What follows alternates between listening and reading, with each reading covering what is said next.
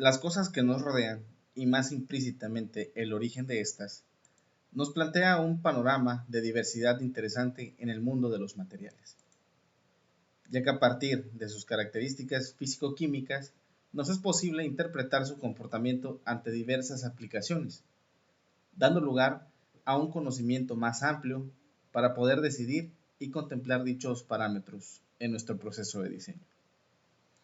Bienvenidos, soy su profesor, el ingeniero Rafael Medina.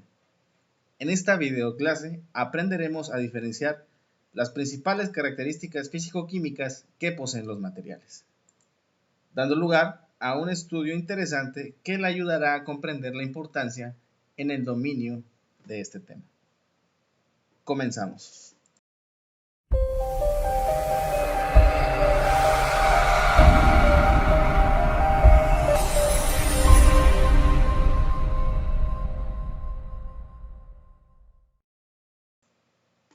En ingeniería, las propiedades mecánicas de los materiales son las características inherentes que permiten diferenciar su comportamiento ante diversas situaciones físicas. Por tanto, las propiedades físico-químicas prevén el comportamiento de dichos materiales a través del tiempo y de ciertas condiciones, lo que permite terminar de entender qué aplicación tendrá en el proyecto en desarrollo. Algunas de estas propiedades físico-químicas son la transparencia. La transparencia hace alusión a aquellos elementos que dejan pasar fácilmente la luz. La transparencia es una propiedad óptica de la materia que tienen diversos grados y propiedades. También se define como la cualidad que tienen algunos materiales o materias para que puedan ser atravesados por los rayos de luz. Por ejemplo, un material cerámico como el vidrio. Por tanto, la oxidación se denomina comúnmente a las reacciones químicas en las que el oxígeno se junta con las otras sustancias, formando moléculas llamadas óxidos. Esto es particularmente frecuente en el mundo de los metales, aunque para nada exclusivo de ellos, y en términos químicos se entiende como la pérdida de electrones de un átomo aumentando su carga positiva. Como el oxígeno es un elemento que usualmente acepta dichos electrones sobrantes, bautizó coloquialmente ese tipo de reacciones que en lenguaje especializado se llaman reducción-oxidación o óxido-reducción. Tomemos en cuenta que el nombre oxígeno proviene del griego oxis, que significa ácido, y genos, que significa productor. Es decir, que el oxígeno se llama así porque corroe los metales tal y como lo hace un ácido. Claro está, la mayoría de los casos de oxidación involucran al oxígeno, pero también puede darse en ausencia de este y de manera semejante. La oxidación y la reducción siempre se dan juntas en simultáneo. Existen dos tipos conocidos de oxidación. La primera es la oxidación lenta y consiste, es aquella que se produce por causa del oxígeno contenido en el aire o en el agua.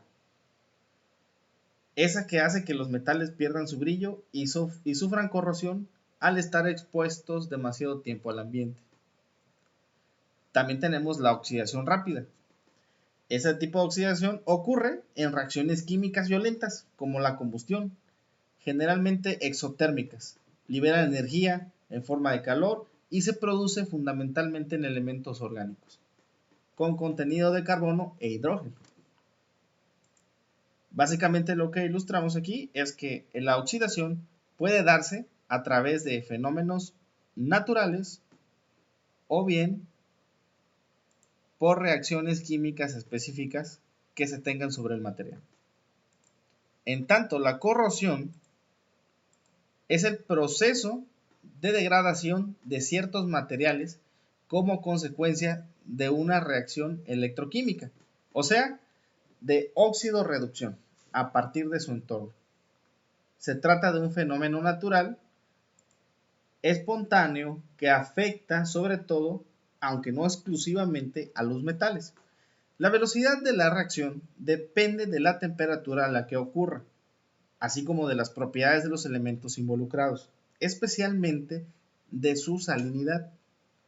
La corrosión es un proceso químico en el que suele intervenir tres factores: el elemento corroído, el ambiente y generalmente el agua. Sin embargo, también existen sustancias corrosivas, o sea, capaces de producir la corrosión en los materiales con los que entren en contacto directo. En contraste, los aceros pueden protegerse de la corrosión mediante un recubrimiento galvánico, el cual es básicamente un baño de zinc metálico fundido de entre 445 grados centígrados a 450. A esta temperatura, el acero y el zinc muestran gran afinidad y por difusión forman aleaciones de acero y zinc, dando como resultado un acero protegido por un revestimiento de zinc. Ahora bien, ya tomado el tema de oxidación y corrosión, vamos a ver en qué se diferencia. Bien, la oxidación es una reacción de corrosión, ya que en todo acto de oxidación ocurre un intercambio electrónico, catalogable como corrosión electroquímica. Por esta razón, los metales dejados a la intemperie o sumergidos en agua se corroen, pues reaccionan con el oxígeno del aire o del agua y forman capas de óxido en su superficie, que impiden la reacción química seguir avanzando.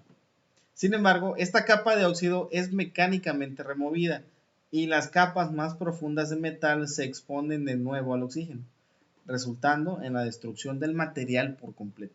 Este proceso es particularmente veloz en entornos salinos, ya que el cloruro de sodio actúa como un catalizador de la reacción, apresurándola. Y bueno, es básicamente la razón por la que a metales que están expuestos, por citar algún ejemplo, cerca de la playa o cerca de un entorno con salinidad, tienen esta tendencia de corroerse. Otra propiedad físico-química que tienen los materiales es la conductividad eléctrica. La conductividad eléctrica consiste básicamente en la capacidad de la materia para permitir el flujo de la corriente eléctrica a través de sus partículas. Dicha capacidad depende directamente de la estructura atómica del material, así como de otros factores físicos como la temperatura a la que se encuentre o el estado en la que esté, sea este líquido, sólido o gaseoso. La conductividad eléctrica es lo contrario a la resistividad, es decir, la resistencia al paso de la electricidad de los materiales. Hay entonces buenos y malos conductores, en la medida en que sean más o menos resistentes. La conductividad varía dependiendo del estado en que se encuentra la materia. En los medios líquidos, por ejemplo, dependerá de la presencia de sales, es decir, iones, en ellos, ya que se forman en su interior electrolitos que responden con facilidad al campo eléctrico. En cambio, los sólidos presentan una estructura atómica mucho más cerrada y con menor movimiento, así que la conductividad dependerá de la nube de electrones compartidos por bandas de valencia, la cual varía según la naturaleza atómica de la materia. Los metales serán buenos conductores eléctricos y los no metales, en cambio, buenos resistentes o aislantes como el plástico. La siguiente propiedad físico-química de los materiales es la conductividad térmica. Esto es básicamente la propiedad que tienen algunos materiales de transmitir el calor. Es decir, permitir el paso de la energía cinética de sus moléculas a otras sustancias adyacentes. Se trata de una magnitud intensiva, inversa a la resistividad térmica, que es lógicamente la resistencia de ciertos materiales a la transmisión del calor por sus moléculas. La explicación de este fenómeno radica en que al calentarse un material, sus moléculas reciban un extra de energía cinética, que incrementan su agitación. Las moléculas entonces son capaces de compartir ese extra de energía sin ocasionar movimientos globales de la materia. En eso se distingue de la convección térmica de los líquidos y gases, siendo esta capacidad muy elevada en los metales y en los cuerpos continuos por lo general, y muy baja en los polímeros y otros materiales aislantes, como la fibra de vidrio. Existen pues métodos de conducción térmica que básicamente definen los medios en los que esta propiedad físico-química puede transferirse. Tenemos los tres métodos de transmisión de calor en la naturaleza. Es conducción, convección y radiación. La conducción ocurre cuando el calor se transmite de un cuerpo a otro con diferente temperatura a través del mero contacto, sin que ocurra un desplazamiento de materia. Como lo dice el enunciado, para que ese tipo de conducción suceda, no necesitan una materia en sí, ya sea esta líquida o gaseosa, para poder hacerlo. Simplemente tiene que estar directamente adherido a la fuente de calor para que esta conducción o este tipo de transferencia de calor por conducción sea posible. En este caso muy específico, el mango del sartén, en la parte metálica justamente, está sometida a una transferencia de calor por conducción, dado que está absorbiendo el calor de esa olla caliente. La convección, por tanto, se produce a través del movimiento de partículas de la sustancia que transmite el calor, por lo que debe tratarse siempre de un fluido, ya sea por movimiento natural o forzado. En este ejemplo podemos ver la convección que está realizándose gracias a la agitación de las moléculas del agua, ¿sí? Estas, al alcanzar su punto de ebullición, comienzan a generarse burbujas y la agitación misma de las partículas de H2O permiten esa transferencia de calor por convección, produciendo que ese líquido eleve su temperatura. Y por último, la radiación ocurre cuando el calor se transmite entre dos sólidos de distinta temperatura, sin que exista en ellos ningún punto de contacto, ni un sólido conductor. Es decir, el calor se transmite en emisión de ondas electromagnéticas a la velocidad de la luz. Por tanto, no necesita estar directamente tocando el fuego en este caso, sino que la misma sensación de calor que emite esa energía, esa fogata que estamos viendo, es lo que produce la radiación para que tengas la sensación de quemarte, en el ejemplo de esta olla. Bien, todas estas son las propiedades físico-químicas más generales que podemos encontrar en los materiales. Si te gustó este video, regálame un like. No olvides suscribirte al canal para recibir actualizaciones periódicas de contenido de todas nuestras clases. Esperando la información suministrada haya sido bastante clara y digerible, me despido de ti. Hasta la próxima.